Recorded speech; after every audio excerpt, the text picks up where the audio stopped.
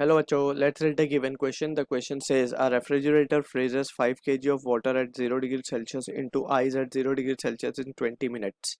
If room temperature is 20 degrees Celsius, what is the minimum power is needed to accomplish this given latent heat of ice as 336 10 raised to 3 joule per kg. So इस question को समझते हैं पहले. First of all we need to have an idea about the refrigerator.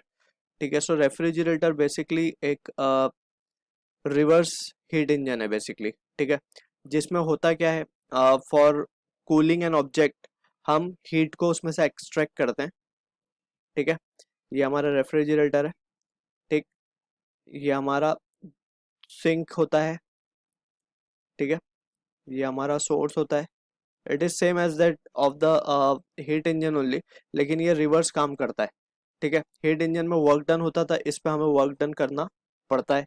ठीक है. Since we know के bye Clausius statement, जो कि सेकंड लॉ का एक स्टेटमेंट है ऑफ थर्मोडायनामिक्स, के अनलेस हम लोअर टेम्परेचर बॉडी जो कि T2 है हमारी, और इसमें से हीट फ्लो हायर टेम्परेचर पे नहीं करा सकते. मतलब कोल्ड बॉडी से हॉट बॉडी की तरफ अगर हम मान ले ये कोल्ड है और ये हॉट है, सो वी नो के जो स्पॉन्टेनियस प्रोसेस है वो ये है कि हॉट में से कोल्ड की तरफ हीट फ्लो करे. ठीक है ना. ये स्पॉन्टेनियस प्रोसेस है. लेकिन अगर हमें कोल्ड से हॉट की तरफ हीट फ्लो करवानी है, so we need to do some external work. ठीक है ना. वही चीज यहाँ हो रही है. सिंक का जो टेम्परेचर है that is T2 is less than T1. ठीक है. सिंक हमारा फ्रिज है बेसिकली. इसको हम फ्रिज समझ सकते हैं या रेफ्रिजरेटर समझ सकते हैं. ये उसका मैकेनिज्म है, ये उसकी इंजन है. ठीक है. And this is refrigerator.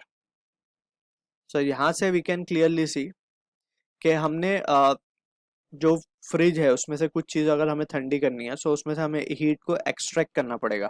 Let's say हमने हीट एक्सट्रैक्ट की Q2, और अब वो हीट एक्सट्रैक्ट करने के बाद हमने वर्क डन किया है इस इंजन के ऊपर, तो उसने हीट एक्सट्रैक्ट की. अब ये हीट एक्सट्रैक्ट की और जो हीट थी उसने वो सोर्स की तरफ डिस्कार्ड कर दी. Right. So this is how the refrigerator works. ठीक है. अब यहाँ पे वी कैन सी के जो वर्क डन प्लस Q2 आएगा, that will be equals to Q1. ठीक है. और from this we can say W will be equals to Q1 minus Q2. This is how the refrigerator works. Also we need to understand over here के जो सारे laws हैं Carnot engine के, that is applicable over here. That is Q2 by Q1 को हम लिख सकते हैं T2 बाई T1. ठीक है. जो कार्नोट ने प्रूफ किए थे. So also apart from this we know power होता है रेट ऑफ एनर्जी ट्रांसफर या वर्क डन. ठीक है. Also apart from this latent heat की अगर हम कुछ बातें करें, सो लेटेंट हीट में we have studied about two types of latent heat of vaporization and latent heat of fusion. Fusion वो होता है जब सॉलिड लिक्विड या लिक्विड सॉलिड में कन्वर्ट हो. सो यहाँ पे liquid is getting water is getting converted into ice, यानी कि सॉलिड लिक्विड सॉलिड में कन्वर्ट हो रहा है. ठीक है. And it is at constant temperature. Phase change हमेशा कांस्टेंट टेम्परेचर पे ही होता है. That we need to be careful with. और अब इसमें से अगर हमें आइस को वाटर को आइस में कन्वर्ट करना है, वाटर को आइस में कन्वर्ट करना है, so we need to extract heat from water. इसमें से हमें हीट को एक्सट्रैक्ट करना पड़ेगा. That is what we call it as to be the latent heat, जिसे हम लिखते हैं mass into the latent heat of fusion over here this time. है ना. So this is what the value of Q we need to extract. अगर हमें ice को water में करना होता तो इतनी हीट हमें इसे देनी पड़ती. अभी हमें वाटर को आइस में करना है, सो इतनी हीट हमें इसमें से एक्सट्रैक्ट करनी पड़ेगी, निकालनी पड़ेगी. सो अब हम हीट तो Q2 निकाल रहे हैं as per the case Q2, तो यहाँ पे हम इसे Q2 कह देंगे. Right. So this is the basic understanding we need to be clear with. अब इसी के साथ we will try to solve the given question. सबसे पहले हम Q2 की वैल्यू निकाल लेते हैं ml करके.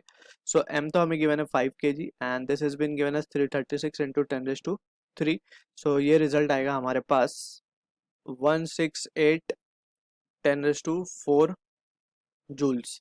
ठीक है. सो इतनी हीट हमने इसमें से एक्सट्रैक्ट कर लिया. अब हमें फाइंड क्या करना है. We are interested in calculating the power. Power के लिए हमें वर्क डन चाहिए, टाइम हमारे पास है.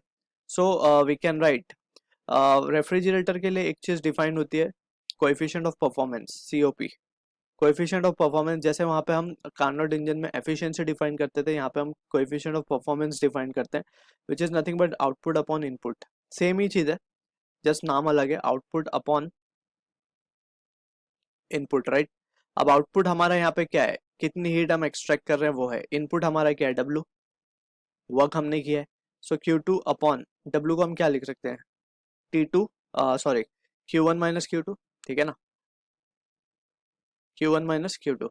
Also we can say from this Q two upon W can now also be written as T2 upon T1 minus T2, ठीक है ना। जैसे हमने यहाँ पे रेशियो को देखा है, हम लिखा Q2 की जगह T2, Q1 की जगह T1 वी कैन राइट।